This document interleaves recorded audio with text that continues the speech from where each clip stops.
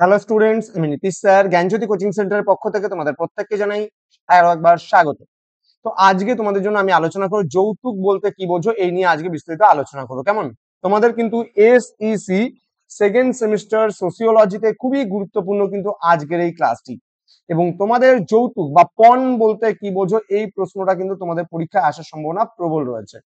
তো ক্লাসটি শুরু করার পূর্বে তোমাদেরকে প্রতিদিনের মতো আজকেও বলবো, যারা এখনো চ্যানেলটিকে সাবস্ক্রাইব করোনি আমাদের, তারা অবশ্যই চ্যানেলটিকে সাবস্ক্রাইব করে পাশে থাকা বেল আইকন অল প্রেস করে দাও, যাতে নেক্সট টাইম থেকে কোনো ভিডিও আপলোড করলে তার নোটিফিকেশন সবার আগে তোমার কাছে পৌঁছে যেতে পারে। এছাড়া তোমরা যারা ভাবছো অনলাইনে আমাদের সঙ্গে যুক্ত হবে, তারা সময় নষ্ট না করে আমাদের অফিসিয়াল নাম্বার 7076398606 নাম্বারে অথবা 6295916282 নাম্বারে সরাসরি যোগাযোগ করো। আমাদের টোটাল কোর্স ফি রয়েছে তোমাদের এই সাধ্যের মধ্যে মাত্র 999 রুপিস। এবার এই 999 টাকার বিনিময়ে তোমরা major, minor, MDC, VSC, Aisi, SSC পুরো প্যাকেজ পাচ্ছ মাত্র 999। তো দেরি কিসের? আজই যোগাযোগ করো আমাদের জ্ঞানজ্যোতি কোচিং সেন্টারে। চলো শুরু করছি আজকের ক্লাসটি।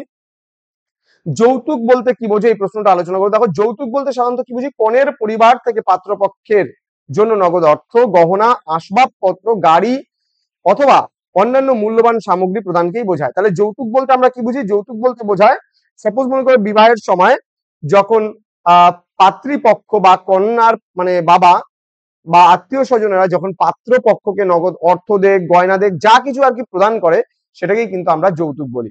বলছে এটি এক ধরনের প্রথা যা বহু শতাব্দী ধরে কিন্তু ভারতের মতো উপমহাদেশীয় দেশগুলিতে কিন্তু প্রচলিত রয়েছে। এবং যৌতুক প্রথা কিভাবে লিঙ্গ সহিংসতাকে স্থায়ী করে তা নিয়ে নিম্নলিখিত বিষয়গুলি আলোচনা করা যেতে পারে। পরের পার্টটা যেটা আমাদের বলেছে, যৌতুক প্রথা কিভাবে লিঙ্গ সহিংসতাকে স্থায়ী করে তা আলোচনা করো। দেখো, যৌতুক প্রদানে অক্ষম পরিবারগুলো প্রায়ই কন্যাদের ওপর নির্যাতন শুরু করে। আমরা বিভিন্ন গল্পগুলোতেও দেখে থাকি, যেমন দেনা পাওনা গল্পতে আমরা দেখেছি যে কিভাবে অত্যাচার, অমানসিক অত্যাচার হচ্ছিল সেখানে। তো ইত্যাদি অনেক অনেক অনেক গল্প আমরা দেখি এরকম ভাবে। হ্যাঁ, তারপর হচ্ছে আমরা বলতে পারি পুই মাচা বিভূতিভূষণ বন্দ্যোপাধ্যায়, সেখানেও আমরা দেখতে পারি যে মানে যৌতুকের কারণে কিভাবে সেখানে অন্যায় হয়, অত্যাচার হয়, হ্যাঁ, কিভাবে নারীরা অবহেলিত হচ্ছে। হ্যাঁ, এই সমস্ত জিনিসগুলো কিন্তু আমরা লক্ষ্য করি। যৌতুক না দিতে পারার জন্য কন্যাকে শারীরিক, মানসিক এবং কখনো কখনো যৌন নির্যাতনের শিকার হতে হয়। এই নির্যাতন অনেক সময় মেয়েদের আত্মহত্যার দিকেও কিন্তু অনেক সময় ঠেলে দেয়। আবার যৌতুক প্রথা নারীদের নিম্ন অবস্থানে রেখে তাদের মূল্যমানকে নির্ধারণ করে। নারীদের আর্থিক বোঝা হিসাবে দেখা হয়, যার ফলে পুত্র সন্তানের চাহিদা বাড়ে এবং কন্যা সন্তানের প্রতি অবহেলা এবং নির্যাতনের প্রক্রিয়া শুরু হয়। অনেক ক্ষেত্রে মেয়েদের জন্মের পরই তাদের হত্যা করা কিন্তু হয়, দেখা যায় কিছু কিছু ক্ষেত্রে। যৌতুক প্রদানের ক্ষমতা না থাকার কারণে অনেক পরিবার তাদের কন্যাদের ছোট বয়সে বিয়ে দিয়ে দেয়, যাতে তারা কম যৌতুক দিতে বাধ্য হয়। এর ফলে বাল্য বিবাহের প্রবণতা বাড়তে দেখা যায়। কিশোরী মেয়েদের শিক্ষার সুযোগ থেকে তারা বঞ্চিত হয়।